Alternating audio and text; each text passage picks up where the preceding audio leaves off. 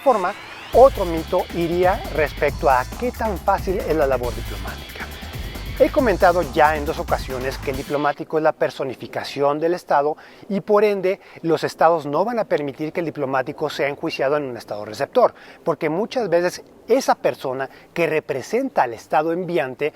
puede ser objeto de ataques ya sea estatales de política pública por parte del estado receptor o puede ser el objetivo de ataques criminales por ciertos grupos. Esto lo vamos a ver de una forma mucho más clara porque por aquellos estados que son los actores principales dentro de las relaciones internacionales y que llevan a cabo una política exterior mucho más agresiva, un poco más invasiva, donde se puede considerar que históricamente son esos estados los cuales han tenido una injerencia en los asuntos internos de otros estados. En esos escenarios hemos visto que los diplomáticos se han vuelto en el objetivo para mandar un mensaje de repudio a este tipo de estados. De esta forma, no en pocas ocasiones los diplomáticos han sido objeto de amenazas donde se pone en riesgo la integridad del mismo y por consecuencia los estados enviantes preocupados por la seguridad de sus sedes diplomáticas y consulares así como la de sus diplomáticos, pues en lugar de esperarse que los estados receptores,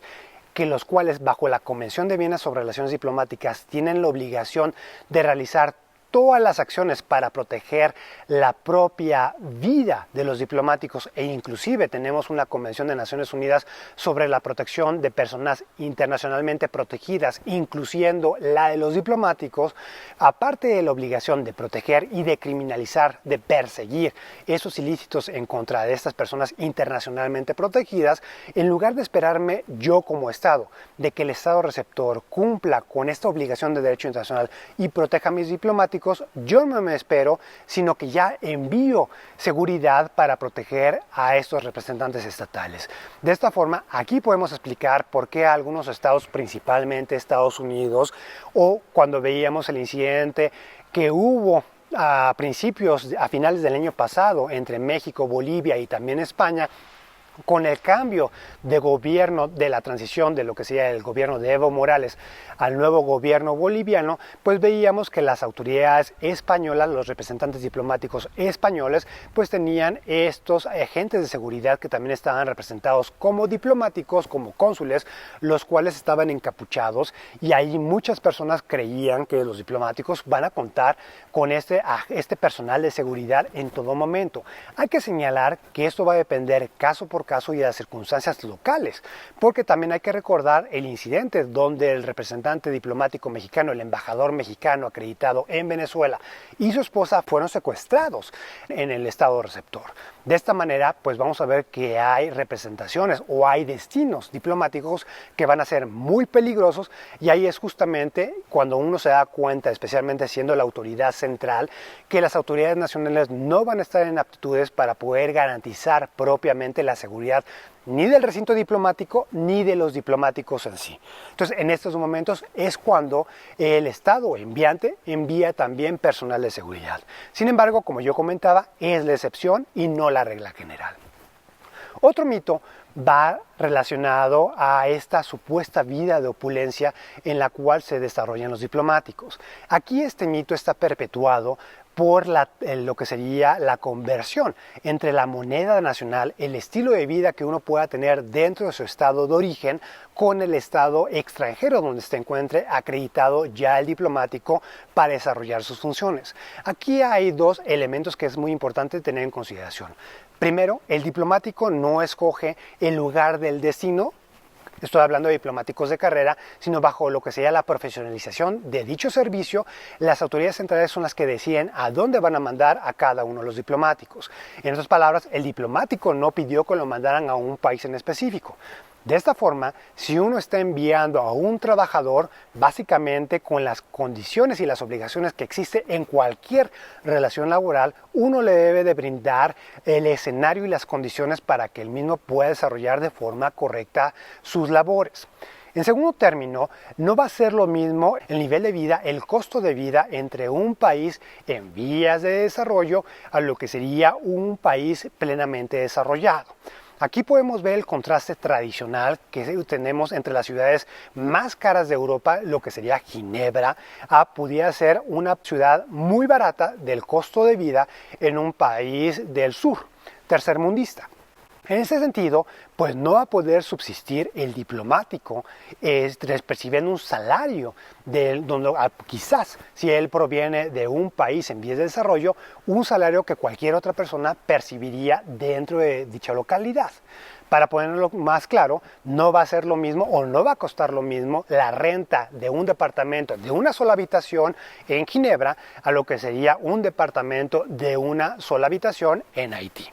De esta forma, pues es necesario garantizar que el diplomático pueda tener una vida digna, no solamente para sí, sino para también mantener a su familia, porque es muy importante señalar que la Convención de Viena sobre Relaciones Diplomáticas le va a prohibir tanto al diplomático como a sus dependientes el poder realizar actividades lucrativas, actividades comerciales en el estado receptor, ya que los mismos van a estar acreditados bajo los privilegios e inmunidades. Entonces, vamos a ver que los diplomáticos, si bien es cierto, tienen estos privilegios e inmunidades, también es cierto que van a tener coartadas sus libertades de poder realizar una segunda actividad como cualquier otra persona dentro de dicha localidad.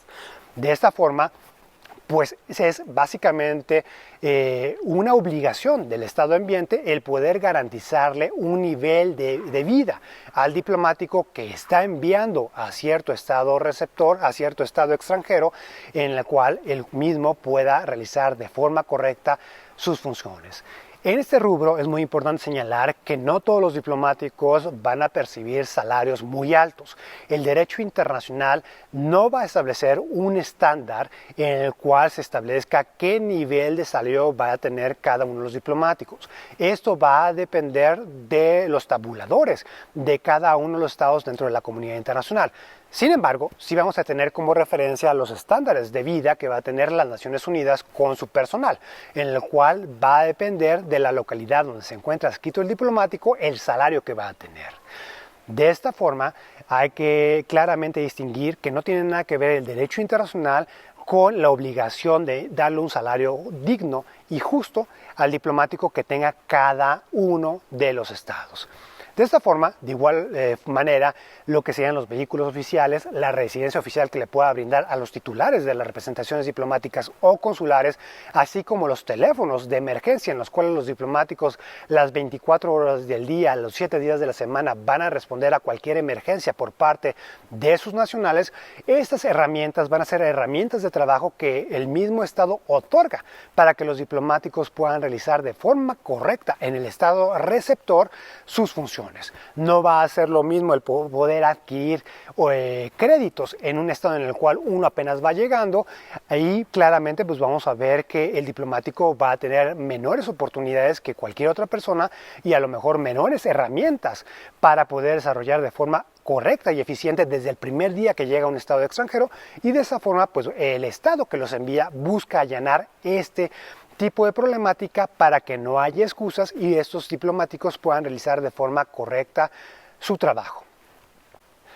El último mito que voy a abordar y que voy a explicar el día de hoy va a ser aquel relacionado sobre el perfil de los diplomáticos. El perfil de los diplomáticos es un mito que va a ser transversal y que toca de forma directa la esencia de los otros mitos que he platicado a lo largo de esta cápsula, ya que el perfil del diplomático muchas veces es cegado o muchas veces es manchado por los nombramientos políticos que puede llegar a haber, donde una persona que no es un diplomático de carrera se ve favorecido con el nombramiento como titular de una embajada o de un consulado general. Inclusive en Estados Unidos, a lo largo de la historia, ha sido recurrente que los grandes contribuyentes a las campañas electorales de los candidatos a la presidencia de Estados Unidos, quien aporta más económicamente hablando a dichas campañas, posteriormente se va a ver favorecido con el nombramiento de embajador o de cónsul general por parte de Estados Unidos. Entonces, si bien es cierto haber nombramientos políticos como aquellos que tuvimos dentro de la diplomacia mexicana, como Octavio Paz, donde claramente tenía las credenciales para poder desarrollarse bajo dicho oficio, vamos a tener otro tipo de nombramientos donde el individuo no tiene ni el bagaje, ni la experiencia, ni las credenciales profesionales o académicas para poder desarrollar este tipo de funciones. Hoy en día, lo que serían los políticos cuando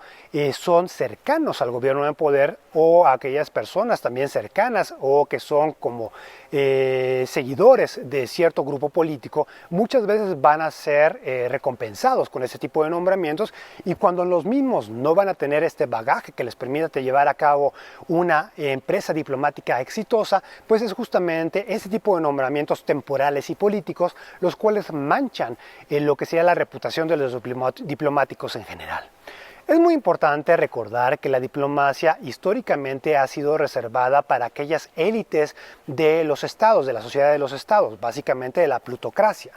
Como los estados anteriormente no tenían conciencia de que el nivel de vida en diferentes ciudades alrededor del mundo era diferente y no tenían los recursos tan amplios en un aspecto económico para poderle darle un salario digno a un diplomático en específico, o consideraban que las relaciones diplomáticas del estado no eran tan importantes como son hoy en día, pues vamos a ver que los estados no tenían servicios profesionales ya constituidos al interior de los mismos, sino que mandaban a las personas, a las élites, a que ellos desarrollaran la labor del diplomático, ya que esa élite era la única con capacidad financiera para poder ellos solventar todos los gastos de la misión diplomática que llevaran a cabo en el extranjero. Este tipo de perfil histórico de la diplomacia hoy en día existe en varios países a nivel mundial, los cuales por el grado o el tamaño de su economía todavía no tienen la capacidad de tener una representación diplomática tan extensa alrededor del mundo. Estamos hablando de los microestados, los cuales prefieren más tener una representación diplomática en organismos multilaterales más que tener una representación diplomática en los 190 y tantos estados que conforman la comunidad internacional. De esta manera, estos estados muchas veces siguen mandando a las élites que económicamente hablando tienen la capacidad de absorber todos los gastos y de poder llevar a cabo una misión diplomática exitosa. Para aquellos estados que no siguen esta inercia, y justamente con lo que platicaba yo hace unos momentos relacionado al salario del diplomático, hemos visto casos donde, debido al mal manejo interno de algunos de estos países, como en el caso de Venezuela, se ha reportado que sus propios diplomáticos, con esta problemática que Venezuela ha enfrentado de sanciones coercitivas unilaterales por varios países a nivel mundial, este tipo de gobiernos ha tenido la problemática de poderle seguir mandando sus salarios a sus diplomáticos. De esta forma se ha reportado que los diplomáticos, al no percibir su salario por el Estado enviante, pues han tenido que realizar labores como lo que sería lavar la ropa, limpiar casas o tratar de buscar otros oficios que les permita alimentar a sus familias y poder seguir representando a su Estado. Otros casos donde el Estado en el cual envía a sus diplomáticos tiene un cambio de gobierno y surge o derroca un grupo en específico al grupo en poder, en esta dualidad de lo que sea presidentes de jure y presidentes de facto, también el diplomático se ve inmiscuido en ese tipo de asuntos, y muchas veces cuando se le reconoce al diplomático como alineado al grupo que fue derrocado, él mismo va a poder sufrir una persecución si regresara a su estado de origen. De esta manera, no son raros los casos donde los diplomáticos terminan pidiendo refugio en el estado receptor donde habían desempeñado su misión diplomática. Pero regresando a lo que sea el perfil del diplomático y teniendo una conciencia ya por parte de algunos estados que era necesario pluralizar la labor diplomática para evitar que la misma siguiera en las élites sociales de sus poblaciones, pues vamos a ver que los estados están ofreciendo salarios competitivos para poder atraer a personas que tengan las credenciales adecuadas para ser un digno representante en el extranjero. En otras palabras, se le pide una preparación profesional académica, la cual le permita a la persona poder desarrollar de forma correcta su función, su encomienda diplomática, en el sentido de estrechar desarrollar lo que serían las relaciones comerciales, relaciones económicas, relaciones de cooperación en materia de procuración de justicia, el defender a sus nacionales frente a las autoridades del Estado receptor. Entonces, estamos viendo que se está buscando una especialización de este tipo de perfiles sin dejar afuera otro tipo de perfiles que también pudieran enriquecer la labor diplomática, como lo que serían agregados culturales, agregados económicos, agregados de prensa, los cuales vienen a coadyuvar lo que sería la labor diplomática, la cual, dígase de paso, la columna vertebral de todas las representaciones diplomáticas de todos los países en el extranjero va a ser la dupla entre los diplomáticos de carrera y el personal local que es contratado por cada una de las representaciones para poder auxiliarse y poder desarrollar de forma correcta sus funciones en cada uno de los estados receptores. De esta manera, pues vamos a ver que esta profesionalización ha abierto y ha permitido que no solamente las élites de un aspecto socialmente alto sean las que estén en la diplomacia, sino que se pluralice la labor diplomática. De esta forma, cuando vemos y escuchamos que los diplomáticos perciben un salario muy alto, pues vamos a ver que es un argumento falso, el cual lastima la propia profesionalización de la labor diplomática, ya que si no se le da un salario digno a los representantes diplomáticos del Estado, pues vamos a ver que la diplomacia, en lugar de ser plural y permitir que cualquiera pudiera ser diplomático, simplemente va a caer nuevamente en las manos de estos grupos pequeños, en estas élites, las cuales serían las únicas de poder vivir en el extranjero con un salario a lo mejor no suficiente para el estándar de vida de dicha localidad, ya que él mismo tendría recursos adicionales el cual invertiría para poder llevar a cabo de forma correcta la labor diplomática. El diplomático de hoy en día no es una persona simplemente cualquiera, es una persona a la cual se le exige una preparación continua para ir poco a poco escalando los rangos dentro del servicio profesional de carrera de cada uno de los países. De esta forma, el diplomático no va a hacer este nombramiento político que muchas veces no tiene el perfil, no tiene las credenciales, entonces no debe ser confundido. Así como tampoco debe ser confundido aquel nombramiento diplomático, donde la persona sí puede ayudar a que los diplomáticos de carrera, en coadyuvancia con el personal local de las representaciones diplomáticas y consulares, puedan llevar de forma efectiva sus labores. Entonces no hay que confundir estas excepciones, las cuales claramente sí son una afrenta y lastiman el servicio diplomático, donde se nombran a personas que no van a aportar nada al sistema. Aquí, justamente, para terminar este último mito, es muy importante señalar que como el servicio profesional de carrera, la conjunción, la dupla que yo les comentaba entre los diplomáticos de carrera y el personal local reclutado en cada uno de los países, ese es el sistema que va a soportar que puedan nombrar a personas que no tienen el perfil y que no saben cómo desarrollar la encomienda diplomática, y justamente este sistema es el que evita y el que permite que esas misiones en el extranjero sigan funcionando de forma correcta.